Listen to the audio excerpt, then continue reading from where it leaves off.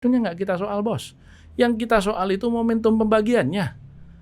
Yang namanya pembagian bansos itu biasanya dilakukan per termin. Satu terminnya itu 3 bulan sekali. Kalau kalian mau lanjut sebagai penerima bansos, pilih paslon ini. Itu yang terjadi. Masa ada gitu? Ada. Saya dapat laporan dari berbagai kabupaten. Kenapa kemudian muncul misalnya Mas Ganjar mendorong penggunaan hak angket atau interpelasi untuk meluruskan dan membuka kepada publik bahwa kecurangan is there. Ini bukan soal mengubah atau tidak mengubah hasil kemenangan. Ini soal menyatakan kepada dunia, kepada masyarakat Indonesia bahwa kecurangan itu kemarin memang bahagian dari pemilu kita.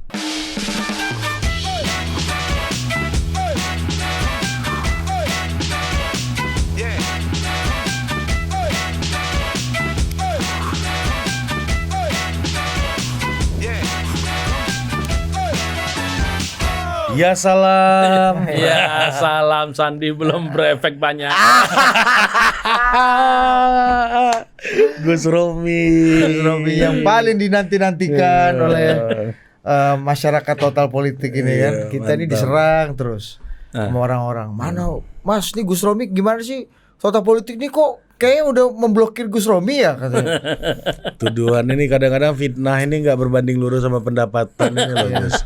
Padahal lu harus lihat Instagram Gus Romi doi jalan-jalan ke Amerika kemana kan. Udah dituduh jadi owner total politik ya. Iya loh, saya di Amerika dituduh owner total politik tuh. Gara-gara terlalu sering, makanya sebenarnya udahlah saya kurangin lah. Kadang-kadang ada juga fitnah yang harus dinikmati. Dan saranku Gus, daripada itu hanya berakhir tuduhan, mending beneran aja. Kami siap menerima nih. Tapi momentum udah hilang nih, tinggal pilkada aja nih lagi. Gimana Gus? Baiklah, dunia persilatan. Alhamdulillah dunia persilatan masih. Ini hasil hitung cepat dan hitung sementara ini sesuai ekspektasi Gus Romi atau sesuai dengan prediksi Gus Romi? Begini, kita itu kalau melakukan prediksi kan basisnya saintifik. Secara saintifik memang quick count ini harus kita lihat sebagai metode ilmiah untuk mendapatkan hasil cepat dari pemilu. Betapa acak adul pun ya, karenanya makanya saya kasih selamat kepada Pak Juri Ardiantoro di media lain waktu itu. Selamat ya, Pak Prabowo sudah menang quick count. Saya harus mengatakan menang quick count karena kan real count-nya baru akan selesai di tanggal 20 Maret paling lambat ya untuk pleno di tingkat nasional. Nah yang kedua tentu Pileg.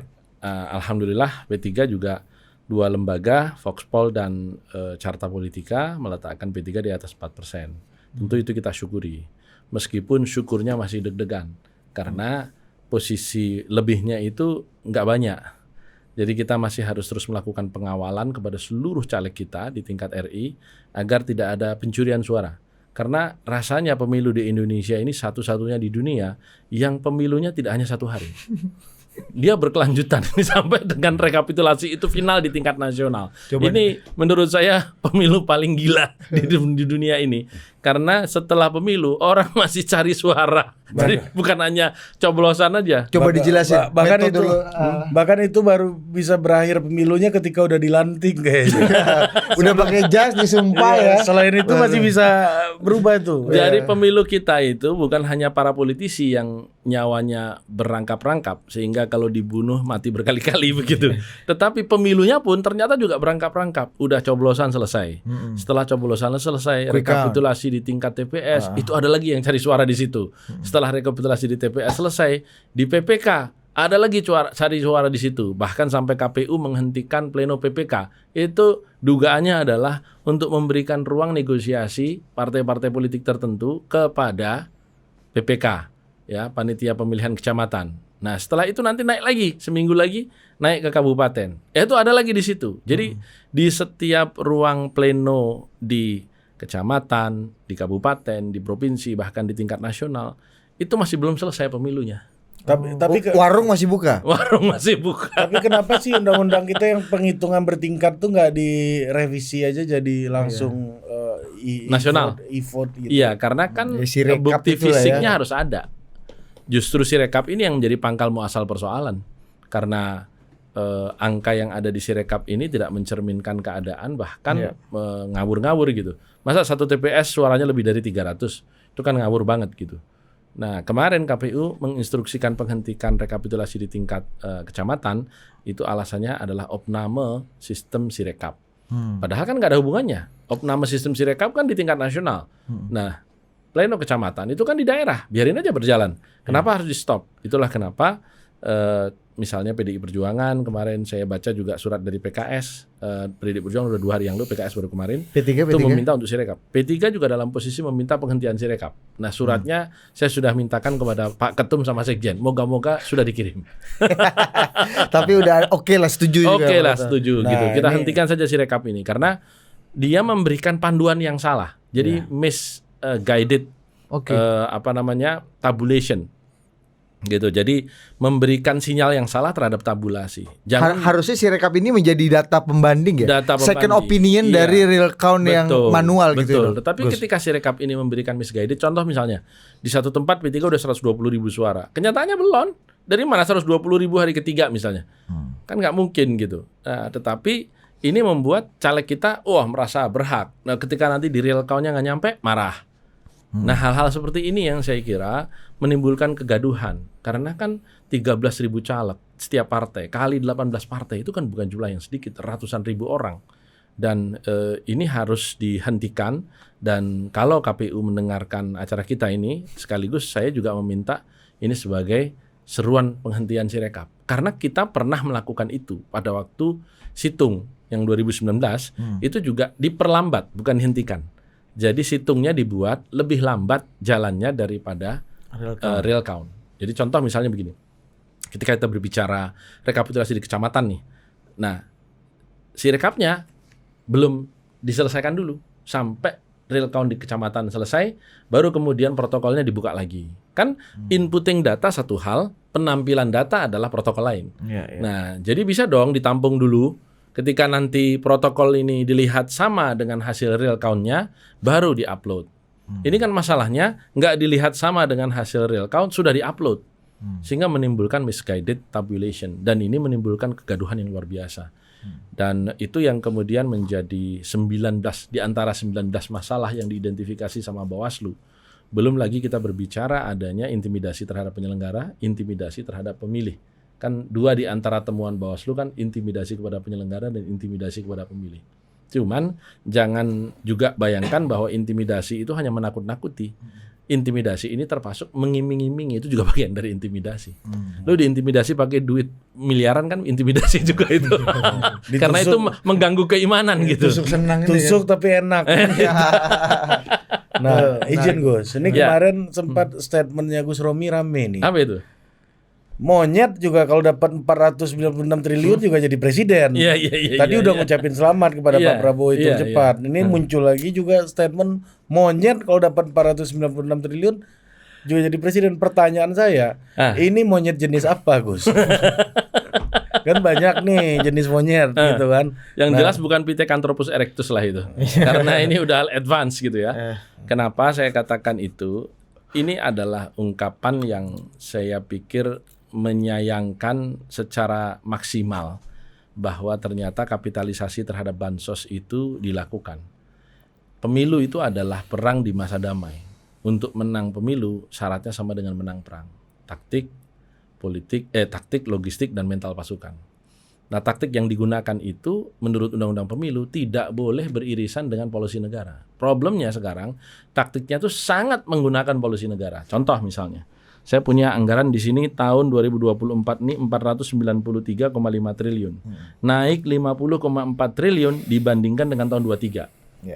Padahal tidak ada kegentingan yang memaksa, tidak ada juga Covid, bahkan angka ini lebih tinggi dibandingkan dengan angka Covid tahun 21. Ya, kalau kita lihat di anggaran Covid. Nah, betul seperti yang disampaikan kawan saya Nusron itu, di situ kan ada program Indonesia Pintar, ada subsidi non-energi, ada subsidi energi. Itunya nggak kita soal, bos. Yang kita soal itu momentum pembagiannya. Yang namanya pembagian bansos itu biasanya dilakukan per termin. Satu terminnya itu 3 bulan sekali. Dan dibaginya di akhir termin, artinya bulan Maret. Januari, Februari, Maret biasanya yang sudah. Tetapi ini ditarik semua di bulan Februari. Jadi yang 200.000 per bulan yang untuk PKH, program keluarga harapan ini, itu ditarik semua 200.000 per bulan menjadi bulan Februari. Jadi 600.000 menjadi 600.000 plus 10 kg beras per kakak penerima manfaat tiap bulan. Ditarik semua di bulan Januari, Februari, Maret ini ke Februari. Apa yang terjadi? Yang terjadi adalah masyarakat kemudian di level paling bawah, yang itu mohon maaf mungkin nggak nonton Total Politik, ya mereka juga nggak nonton TV berita. Yang mereka tahu adalah bahwa pemerintahan ini baik. Nah, itulah kenapa kemudian digeser akses asosiatifnya itu atau efek asosiatifnya itu oleh para menteri perdagangan misalnya, kemudian Pak Erlangga Hartarto, kemudian Menko PMK mengatakan bahwa ini programnya dari siapa, Bu? Dari Pak Jokowi. Pak Jokowi baik nggak, Bu? Baik. Itulah kenapa Pak Jokowi harus kita bantu. Sekarang anaknya maju. Nah, ini kan hal-hal yang jelas merupakan upaya abuse of power dari penggunaan policy negara. Maka saya katakan, nah siapapun kalau dibantu dengan cara itu, ya pasti menang. Kan taktik, logistik, mental pasukan. Taktiknya menggunakan policy. Siapa yang bisa melawan policy negara? Mau negara itu polisinya dibiayai oleh rakyatnya sendiri. Yang kedua, logistik. Ini kan logistik yang luar biasa. Kita tahu persis di semua survei mengatakan apa yang membuat Anda memilih. Itu bukan persoalan ideologi, apalagi agama. Karena lambangnya Ka'bah. Itu nomor 12, Bos. Gitu. Gitu ya. Ada juga yang paling utama itu masalah ekonomi. Ketika didalami lagi, apa yang Anda maksud ekonomi? Sembako. Nah, sekarang sembakonya diturunkan. Gitu. Hanya sesaat sebelum pemilu.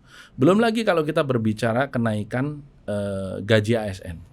Saya ada datanya di sini, nanti mungkin bisa ditampilkan juga bahwa kenaikan ASN itu dilakukan tertinggi itu zaman Pak SBY. Ya, tahun 2008 itu Pak SBY menaikkan gaji ASN 20%. Tertinggi. Bukannya Gus Dur tuh, Gus? Enggak, Pak SBY 2008. Saya belum melihat angka yang lebih mundur lagi ya. Tetapi 2008 menjelang pemilu 2009 Pak SBY naik 20%.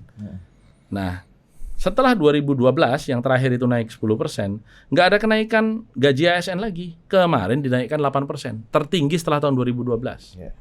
Begitu. Bahkan Pak SBY terakhir sebelum berakhir itu 2014 itu hanya menaikkan 6%.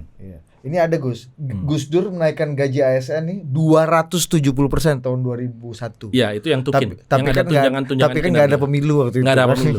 Iya, artinya itu kenaikan yang tulus. Kalau yang ini tadi, ini kenaikan yang akal bulus begitu, bukan tulus.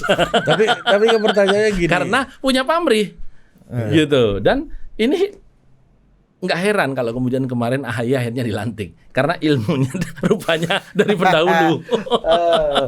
Iya. Gitu. Tapi kan ya bagi masyarakat kan bagus-bagus aja, Gus. Oh, bagus.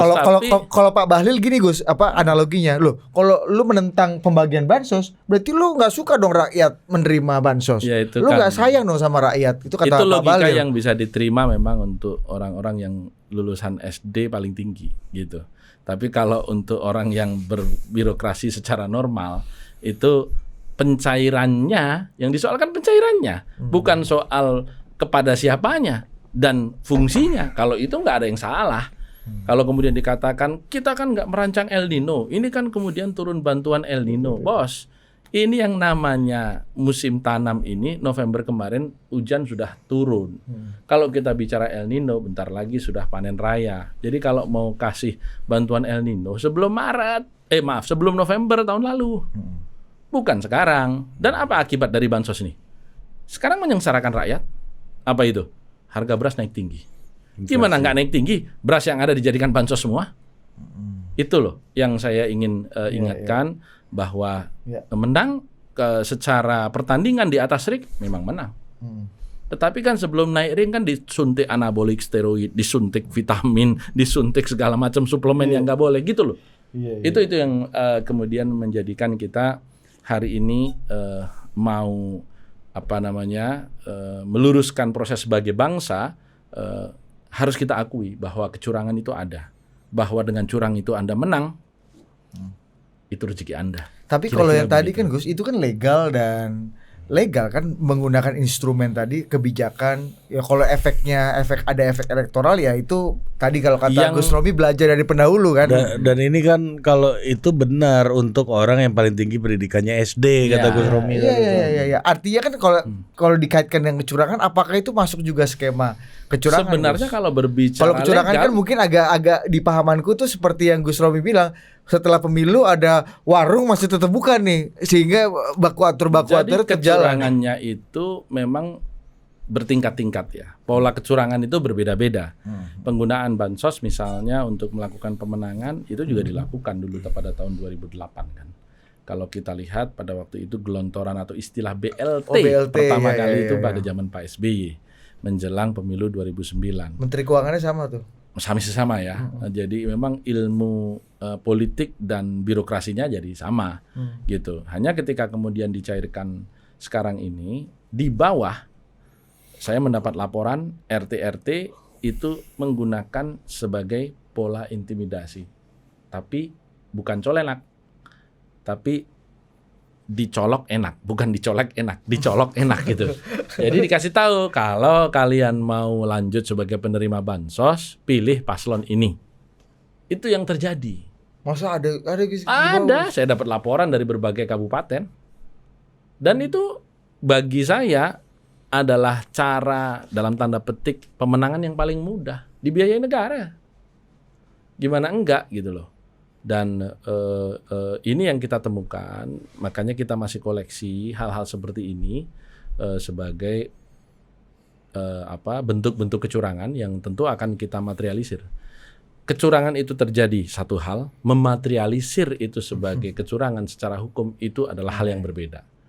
Ketika kamu menemukan kecurangan itu bentuknya A, bentuknya B, pertanyaan berikutnya kan orangnya mau bersaksi nggak?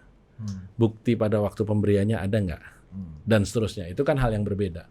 Jadi kalau kita lihat kecurangan pemilu itu, kalau minjem istilahnya salah satu pengamat politik tadi malam di salah satu media, itu seperti hantu. Diyakini ada keberadaannya, tapi tidak ada yang melihat eksistensinya seperti apa. Kalau saya sih mungkin agak abstrak bicara hantu ya, kayak kentut lah. Dia bau tapi nggak tahu ini barangnya ada di mana gitu. Dan siapa yang punya ya? Siapa yang punya gitu. Jadi ini lebih mudah lah untuk mengilustrasikan itu. Nah, karenanya kenapa kemudian muncul misalnya Mas Ganjar mendorong penggunaan hak angket atau interpelasi untuk meluruskan dan membuka kepada publik bahwa kecurangan is there. Kecurangan itu ada begitu. Pasti orang yang mencibir, apalagi yang menang sudah pasti mengatakan kalau kalah memang tuduhannya curang begitu. Loh, kalau menuduh curang saja nggak boleh, berarti ini bukan demokrasi. Anda tuh sudah menang harus mau dituduh apa saja begitu. Jangan marah dituduh apa saja. Yang penting kan sekarang beradu bukti. Begitu aja. Yang paling nyesek tuh kalau pemilu curang itu Caimin sebenarnya, Gus. Kenapa? Suara partainya naik tinggi kan, berarti ini bagian dari kecurangan juga. Iya. Tuduhan-tuduhan curang kan. Atau logiknya Pak Bahlil lagi. Kalau misalnya lu menganggap bahwa dengan bansos ini akan menguntungkan calon tertentu, ya lu klaim aja. Kalau masih dalam koalisi Pak Jokowi, ya klaim silakan aja gitu. P3 juga bisa klaim, PDI juga bisa klaim, kata Bang Bahlil kan, klaim aja nggak apa-apa, itu main aja barang itu. Katanya. Menteri PDIP yang menjadi tempat penyaluran saja digeser. Harusnya dari Kementerian Sosial, nomenklaturnya untuk penyaluran bansos itu digeser ke Badan Pangan Nasional. Gimana kita mau klaim gitu loh. Jadi kan kita juga jangan dibodohi dengan kalimat-kalimat yang generalis. Padahal persoalannya the devil is in the detail. Persoalannya itu di teknisnya. Ya. Jadi jangan kemudian lo ini kan masih sama-sama koalisi, klaim aja. Enak bener ngomong begitu. Itu namanya pembodohan menggunakan kalimat generalis. Padahal pertarungannya itu di spesialis. Ini untuk level apa yang bisa menerima SD. Ya, ini hanya orang-orang yang punya kearifan dan yang meletakkan etika tidak ndasmu. Gitu. Klaim aja Dinda, kan gitu kan. Perintahnya kan. Tapi gini Mas, kalau kita lihat ya, apa sih goalnya dari isu hak angket dan interpelasi ini gitu? Tentu membuka secara resmi dan membuat negara mengakui bahwa kecurangan itu ada. Begitu. Konsekuensinya tentu titik-titik di mana kecurangan itu ada, paling maksimal bisa dilakukan pemungutan suara ulang. Oke. Dan sekarang sudah dilakukan. Jangan kemudian orang mengatakan, wah pemilu dua kalikan misalnya, kemudian coblos lagi atau pemilu lagi itu ngilang-ngilangin duit atau buang-buang duit. Loh sekarang aja udah dilakukan kok. Sebelum adanya usulan interpelasi atau angket ini semua udah dilakukan. Oh, PSU-nya udah sudah di Kabupaten Wajo misalnya 16 kecamatan, Panwasnya merekomendasikan pemilu ulang. Kemarin saya dapat informasi dari Daerah Istimewa Jogja di salah satu kabupaten di Sleman misalnya, itu ada 4 TPS yang dilakukan pengulangan coblosan. Kenapa? Karena di situ isinya panti-panti sosial, nggak ada yang punya KTP Jogja, tapi disuruh nyoblos mulai dari RI, provinsi, sama kabupaten kota. Harusnya kan dia hanya punya hak RI saja. Kalau dia tidak ber-KTP Jogja atau tidak ber-KTP Sleman.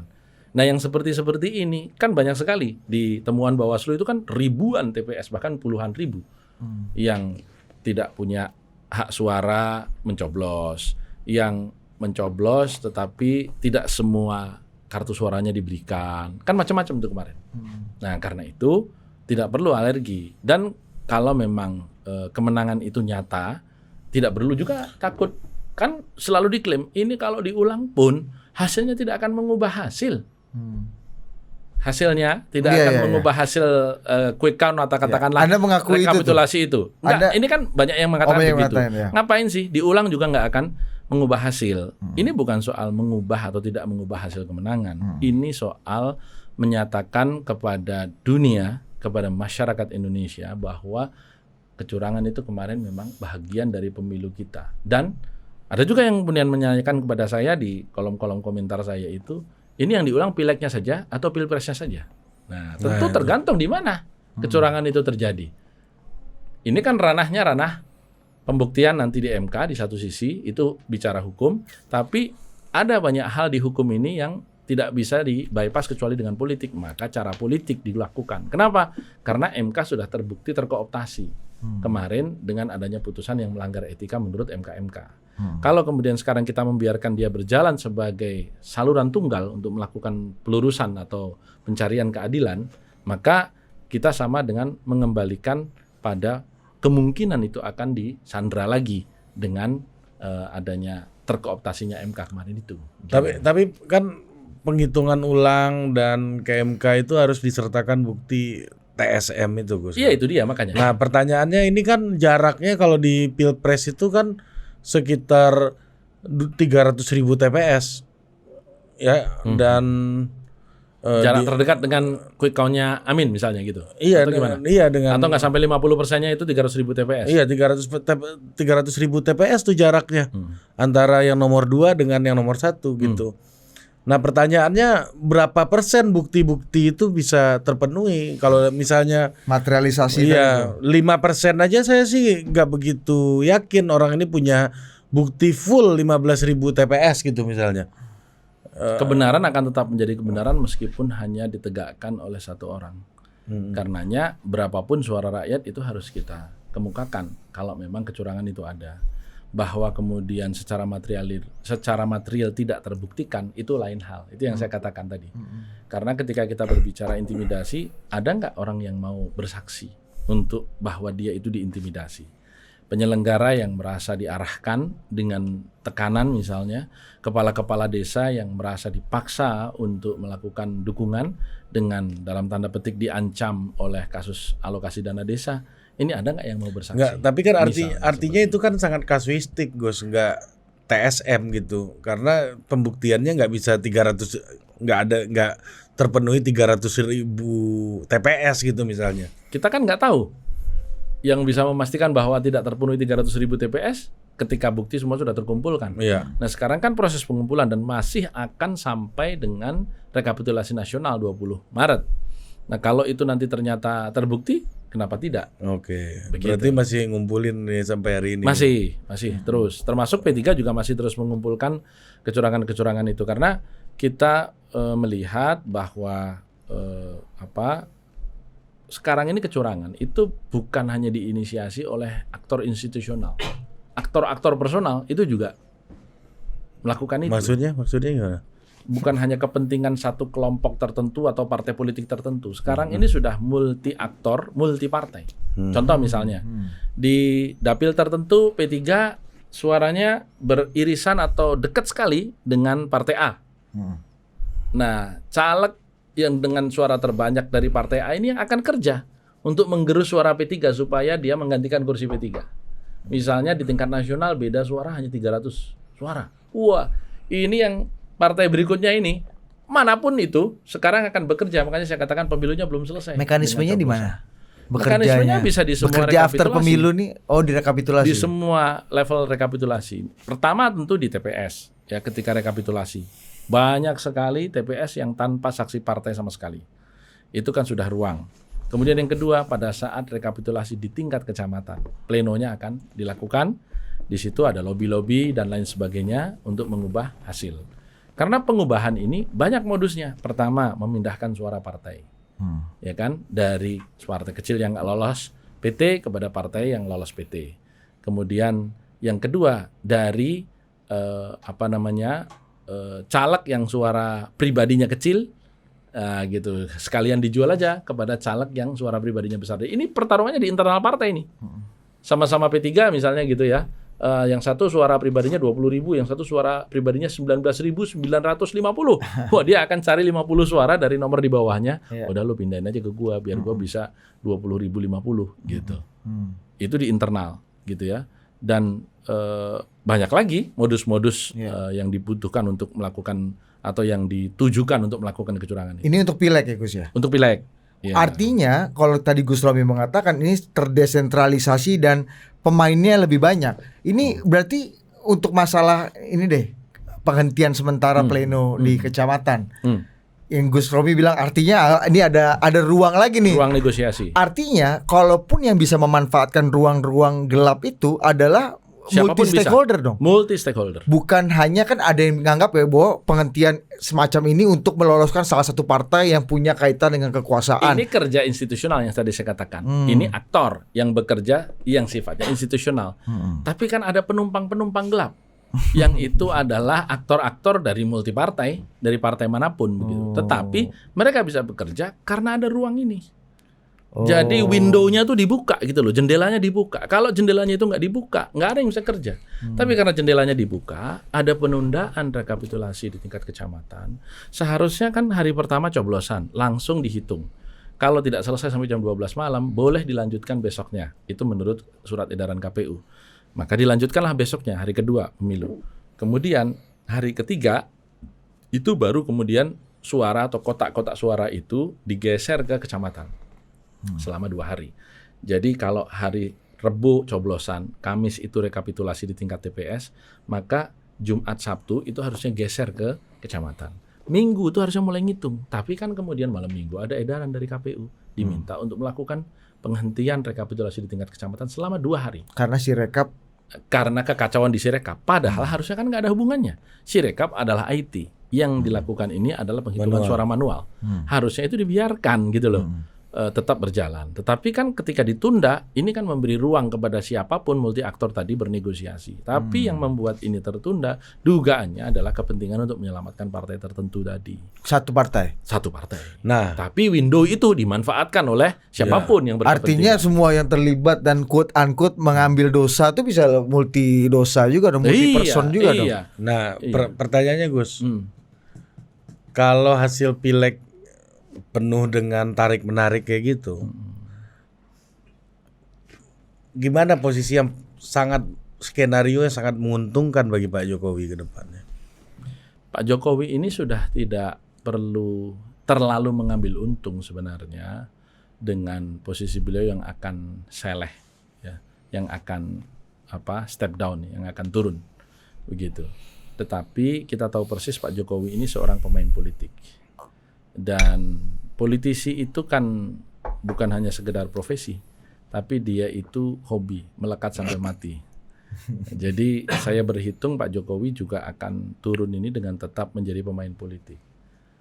Itulah kenapa kemudian ada dugaan untuk menjadikan partai politik tertentu menjadi ketua DPR RI, ya, dalam rangka mengendalikan partai temannya sendiri.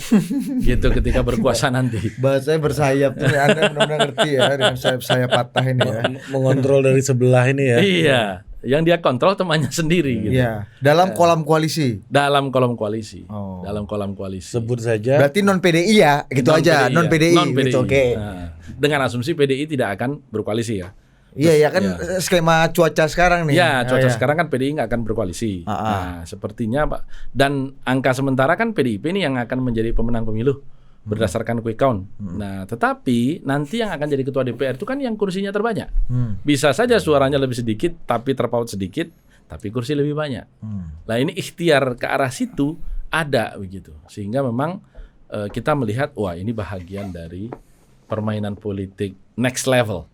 Jadi gitu. quote unquote Gus yang mau dihabisi, bukan dihabisi ya, ya didegradasi, di downgrade lah. Selain PDI yang ruling party atau pemenang pemilu tahun lalu dan apa namanya ketua sekarang DPR, juga pemenang sekarang pemilu juga berdasarkan pemenang. quick count.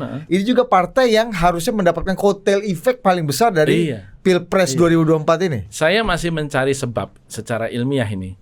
Kenapa Gerindra yang punya calon presiden dan seharusnya mendapat kotel efek paling besar ya itu lebih tidak mendapatkan kotel efek atau lebih rendah, bahkan tidak mendapatkan kotel efek kalau saya bilang dibandingkan dengan PKB yang punya calon wakil presiden Caimin. Artinya kotel efeknya nggak maksimal gitu. Kotel efeknya itu nggak maksimal. Saya nggak ketemu logikanya. Kenapa? Karena ketika Pak Prabowo maju 2019 2014, kotel efeknya Gerindra itu maksimal banget. Padahal nggak menang.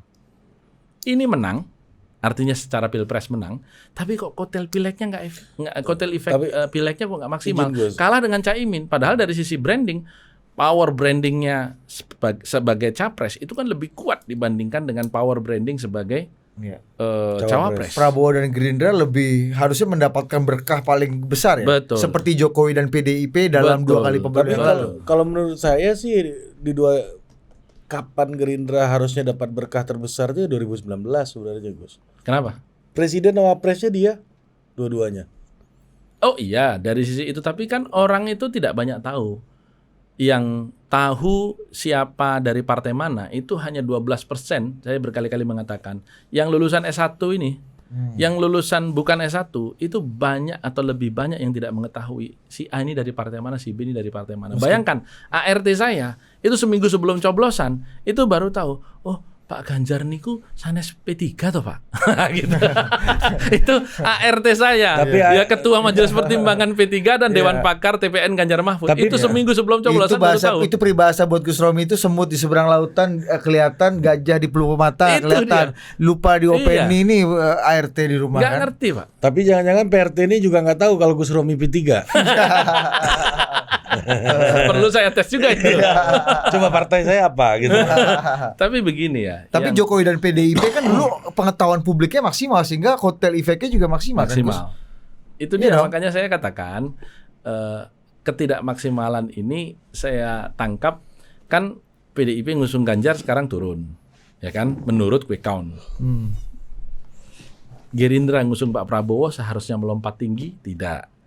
Tapi PKB mengusung Caimin naik tinggi padahal branding powernya jauh lebih rendah yaitu sebagai calon wakil presiden. Jadi memang ada anomali-anomali dan anomali-anomali yang terjadi ini yang saya tangkap di lapangan yang sangat saya sedihkan adalah rusaknya demokrasi kita.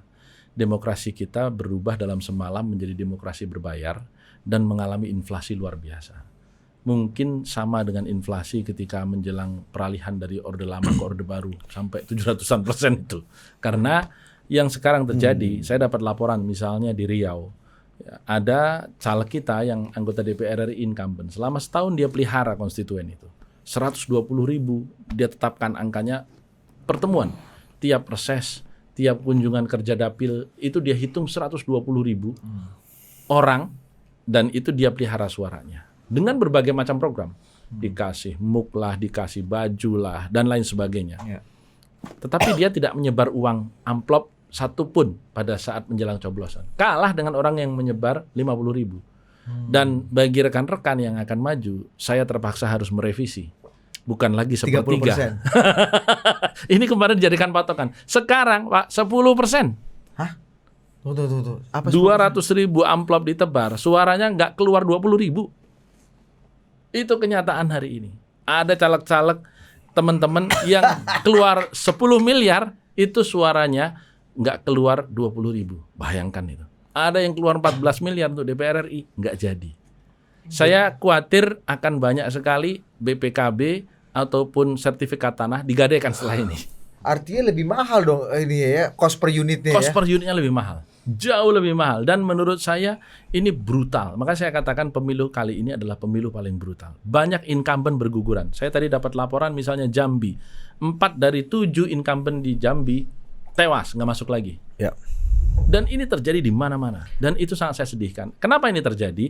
Karena suara mengalami inflasi akibat penggelontoran bansos secara ugal-ugalan yang dilakukan hanya sesaat sebelum pemilu.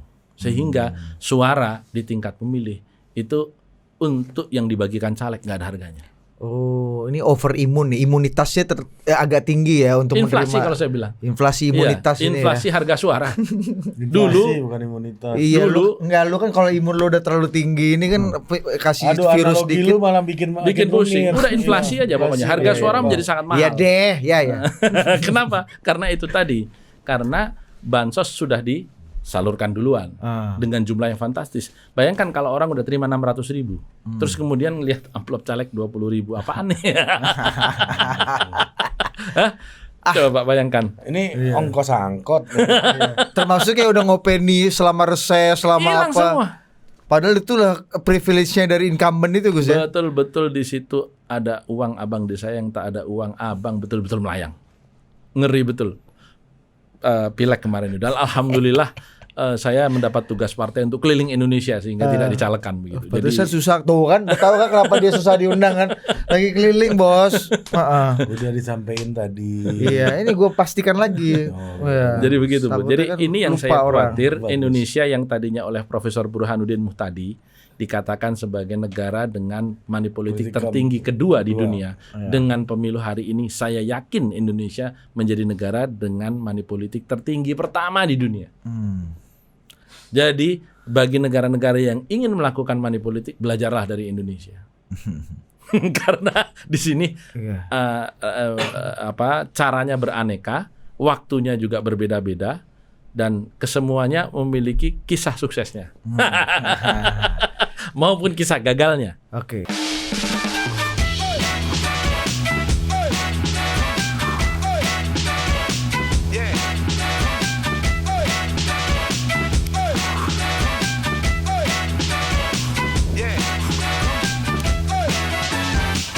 Apa sih sebenarnya niat Pak Jokowi untuk tetap memainkan kartu ini dan berkuasa secara tidak langsung? Karena IKN harus terwujud. Dan itu butuh 3 kepemimpinan nasional. Dan tadi saya bilang, skenario yang ditulis Pak Jokowi ini belum berakhir 14 Februari. Masih lanjut. Kenapa? Butuh 3 kepemimpinan nasional. Ya, itu hak Pak Prabowo. Masa kemudian nggak boleh rubah kalau kemudian ada prioritas baru yang baru muncul setelah mimpi dilantik malam itu? Kan nggak boleh juga begitu. Permainan seorang Jokowi membutuhkan seseorang yang tidak menggunakan perasaan di dalam bertarung. Sehingga saya meyakini ini bukan soal dendam, ini soal it's a matter of game aja.